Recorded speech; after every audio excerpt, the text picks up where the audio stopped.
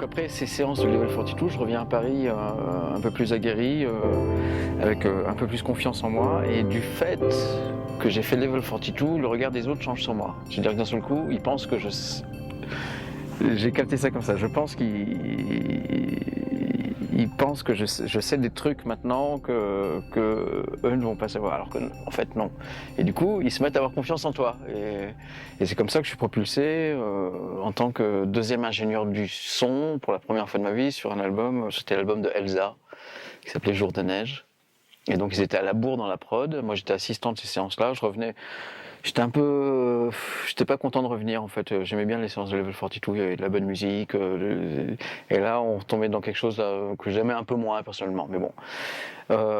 Et il se trouvait qu'ils étaient à la bourre dans le projet. Ils étaient très en retard et ils ont dû louer le deuxième studio B de l'Artistic Palace. Et là, j'étais engagé comme ingénieur du son pour assurer les enregistrements pendant que dans le studio, ils commençaient à faire les premiers mix.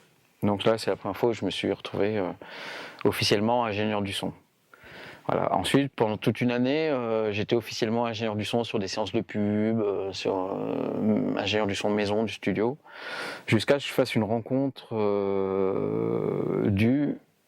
En fait, le premier album que j'ai fait, c'était l'album de Jean-Pierre Bucolo. Et là, c'est pareil, c'est le hasard qui fait que je deviens ingénieur du son, parce que l'ingénieur du son qui était Ludovic Lanen, qui travaillait avec Cabrel, Francis Cabrel, devait faire les séances et est tombé malade. Et donc, je l'ai remplacé au pied levé. Et les séances de prise se sont bien passées. Et au bout de 10 jours, ils m'ont dit, bah non, on va pas continuer avec Ludovic, on va continuer avec toi. Et donc, premier projet qui se concrétise vraiment. Donc, je fais toutes les prises. Et à la fin des prises, ils me disent, ah, écoute, Jean, vraiment, on aime bien le son que tu nous fais à chaque fois. On a pris une décision avec Jean-Pierre, c'est le réalisateur qui me dit ça, Georges Augier, qui me dit, on va mixer avec toi finalement, l'album. Donc voilà, premier album mixé. On est parti mixer ça au studio Polygone. Et là, je découvre les méandres de 3 semaines de mix, 100 jours off. Donc mon premier apprentissage, et donc j'étais plutôt content en sortie des mix. Et donc ce projet-là m'amène miraculeusement à un autre projet, pareil, avec une équipe qui se défait, et c'était pour l'album de Nicolas Sirkis qui était réalisé par un groupe qui s'appelait Les Valentins, avec Edith Fambuena et Jean-Louis Pirot. Et par l'intermédiaire peu importe, du projet précédent, je me retrouve à avoir rendez-vous avec eux pour l'album solo de Nicolas Sirkis. Et donc on se rencontre, on était du même âge, même génération, ils réalisaient l'album, étaient musiciens. Il leur manquait un gars comme moi qui était du même âge, et on a matché tout de suite, et je suis pris sur le projet. Et là c'était super parce qu'on enregistre avec le batteur de Madness, le bassiste de Madness et le batteur de Lloyd Cole on the Commotion, et Edith qui faisait toutes les guitares, et c'était un disque de reprise live de morceaux connus de Tears for Fears, Rolling Stones. Et donc voilà, c'est la première fois que j'enregistre du coup vraiment en tant qu'ingénieur du son des musiciens anglais. Et là, je m'aperçois que quand la batterie sonne et que tes micros sont bons, même si tu lui passes pas super bien, ça sonne grave quoi.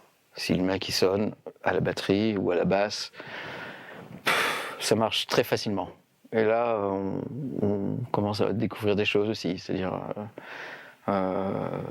tiens, j'ai passé moins de temps à faire le son de batterie alors que je fais la même chose que d'habitude et ça sonne 10 fois mieux. Ce genre de choses.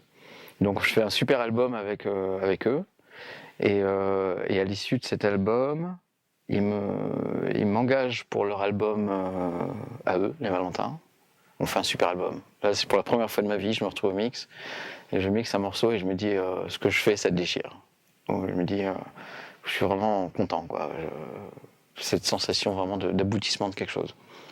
Et donc je ressors encore plus fort de cet album. Et là, il me branche pour l'album enregistré live de Tian Dao, le Dao Olympia, en 92, 80, cette année-là. Et là, du coup, je me fais connaître chez Virgin, par exemple, à l'époque, la maison de disques. Et c'est comme ça qu'il me connecte un jour par hasard encore pour faire un mix pour Mano Negra. En fait, c'est pareil, c'est que des hasards. J'ai eu des hasards heureux. Plus 30 qui m'appelle un jour en me disant: Jean, est-ce que tu es libre? J'ai une séance, je suis planté, tu peux venir tout de suite. Moi, je dis ouais. Je demande même pas pour qui c'est rien. Je prends ma voiture, j'y vais, j'arrive là-bas. Et il y avait Mano Negra en studio. Et il fallait faire des petits editings, rajouter des choses. Et on finit beaucoup plus vite que prévu. Et Manu Chao me demande: ah bah t'as rien à faire là? On a encore 2 morceaux à mixer. Bah vas-y, mixe-en un. Et hop, je me retrouve à mixer finalement 2 morceaux pour le dernier album de Mano Negra. Donc c'était vraiment super. Et ce projet-là, le fait que je connaisse Manu Chao, qu'il ait apprécié mon travail, il m'a fait rencontrer le groupe Zebda. Et là, je fais ma première, qui cherchait un réalisateur cette fois, et donc Manu Chao me crédite en tant que co-réalisateur possible à ses yeux pour leur projet. Et je me retrouve engagé comme co-réalisateur pour la première fois de ma vie sur l'album de Zebda en 94, donc Le bruit et l'odeur. Voilà. Et voilà, et à partir de ce moment-là, mon nom est un peu plus connu dans les maisons de disques, et de projet, de rencontre en rencontre, je me mets à faire des énormes projets. Un jour, je suis appelé par Alain Bachung pour faire Fantasy Militaire, et à l'issue de ça, c'est grâce à ça que j'ai été remarqué par Noir Désir, avec qui j'ai fait des visages, des figures. Et un peu les moments clés, l'explication du pourquoi je suis devenu ingénieur du son.